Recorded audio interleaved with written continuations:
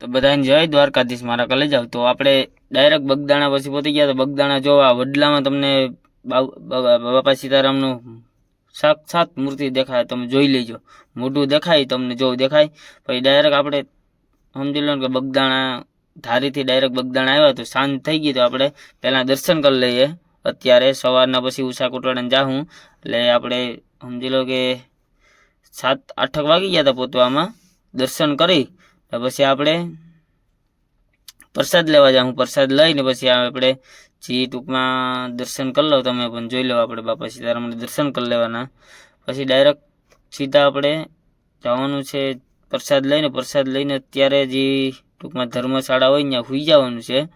પછી જોઈ લો વડલામાં તમને દેખાય બાપા સીતારામ, જોઈ લેજો સાક્ષાત. ને વિડીયોમાં કમેન્ટ કરી દેજો, જેને દેખાય નહીં કે જય બાપા સીતારામ લખ નાખજો કમેન્ટમાં. જે દેખાય એને, ન દેખાય એ કમેન્ટ ન કરતા. મારા લઈ જાઓ, દેખાય એ કમેન્ટ કરવાનું ના ભૂલતા.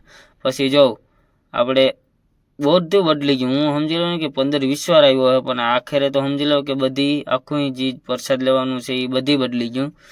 હું ને વિકાસભાઈ ને બધી આખા જે આપણે જે બોલેરામાં આવ્યા હતા એ બધી પ્રસાદ લઈને પછી આપણે સુવાનું છે ત્યાં. તો કે જે ભોજનાલય હતું ને અહીંયા શું ભાઈ, ત્યાંથી લઈ ને પછી ખરીદી કરવા ગયા થોડીક, કેમ કે સવારના પછી અવર નહીં હોય, પેલા ખરીદી કરી લઈને પછી સુવાનું હતું. ધર્મશાળા ત્યાં વચ્યા હતા. જય વસાડા આખી ભેરી મારા કલે જાઓ. પછી સવારના ઉઠી નાહી ધોઈ વિકાસભાઈને કે આપણે હું આકી લઉં, તમે સાઈડમાં બેહો. પછી ડાયરેક્ટ નીકળી ગયા હતા ભગુડા દર્શન કરી, મોગલમાનું દર્શન કરી, ચા પી મોગલમાં આવીને પછી ડાયરેક્ટ નીકળી જવાનું છે ઉષા કોટડા. ક્યાં? તો ઉષા કોટડા.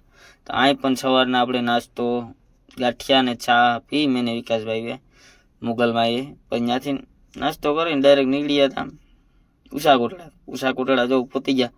ને પછી સાઉન્ડમાં એ દર્શન કરી અહીંથી જેને જે લેવું એ પછી ખરીદી કરતા હતા. અહીં આપણે તો આપણે જાજો અહીં એક આ માતાજીનું સાથ છે કે અહીં ત્રિશુલ એક ખાસું છે, દેખાય ને જ દેખાય મારા કલે જાઓ.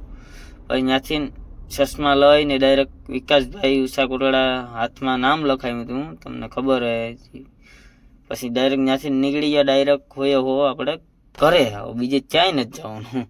પછી આ વિડીયો આપણે નહીં, અહીંથી પાછું સોરી હજી એક ઠેકાણ જવાનું છે જ્યોતિર્લિંગ કે આપણાને આગ અંદરથી ઓટોમેટિક હરગે ભાઈ. હવે આપણે તો ખબર નહીં પણ સળગે, જો ઓલવી નાખે ને તોય તમે દિહારી મારી દો ને કંઈ વિનાનું ગેસ બેસ કંઈ નહીં, ખાલી દિહારી મારી દો એટલે હરગવા માંડે. તો એના દર્શન કરી, જ્યોતિર્લિંગનું નામ તો નહીં આવડતું. પછી ત્યાંથી સીધા આપણે ડાયરેક્ટ હવે ઘરે જ નીકળી જવાનું છે. તો આ વિડીયો પૂરો જોવા માટે થેન્ક યુ મારા કલાઈ. જો તો દિહારી મારીને હરગી ગયું.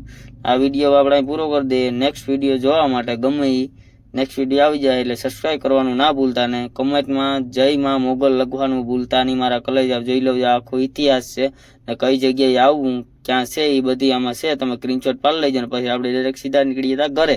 તો આ વિડીયો અહીં પૂરો